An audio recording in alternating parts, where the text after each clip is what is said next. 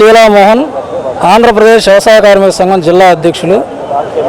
గత నెల రోజులుగా జిల్లాలో హాట్ టాపిక్గా డ్వామా, సమగ్ర శిక్ష రెండు డిపార్ట్మెంట్లు కలిసి జిల్లాలో ప్రహరీ గోడల నిర్మాణాల పేరుతో దాదాపు 2,75,00,000 రూపాయలు స్వాహా చేశారని చెప్పేసి ప్రధాన పత్రికలన్నింటిలో కోడి కూస్తున్నప్పటికీ జిల్లా అధికార యంత్రాంగానికి ఎక్కడా కూడా సీమ కుట్టినట్టు కూడా లేనట్టు అనిపిస్తూ ఉంది.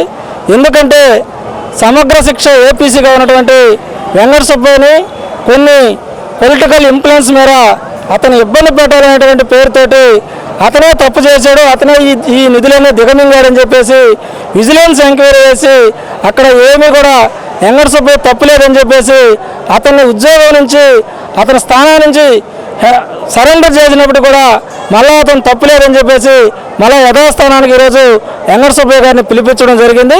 అయితే ఇవాళ కలెక్టర్ గారిని మేము ఒకటే విజ్ఞప్తి చేస్తూ ఉన్నాం.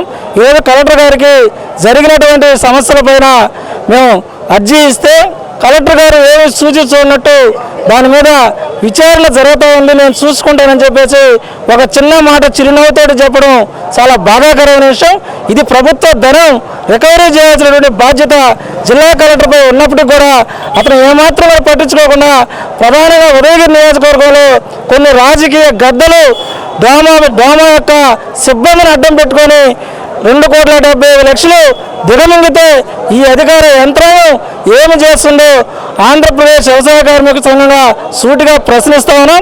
నెల్లూరుకు కోతవేడు దూరంలో ఉన్నటువంటి గండవరం గ్రామంలో 6 పనులతోటి 60 లక్షలు చిన్న సిమెంట్ బస్తా కూడా ఖర్చు కాకుండా 60 లక్షలు దిగమింగితే ఈ అధికారులకు ఎందుకు తెలియలేదు, డ్వామా అధికారులను ఎందుకు సస్పెండ్ చేయడం లేదు, అసలు దీనికి గల కారణాలు, దీనికి సూత్రధారులు పాత్రధారులు ఎవరు కనుక్కోవాల్సినటువంటి జిల్లా అధికార యంత్రాంగం నిద్ర మత్తులో జోగుతూ ఉంది.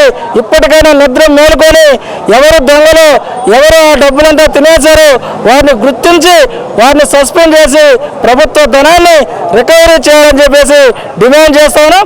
లేని పక్షంలో ఆంధ్రప్రదేశ్ వ్యవసాయ కార్మిక సంఘం, ఆంధ్రప్రదేశ్ రైతు సంఘం ఆధ్వర్యంలో డ్వామా ఆఫీసును ముట్టడిస్తామని చెప్పేసి హెచ్చరిస్తా ఉన్నాం.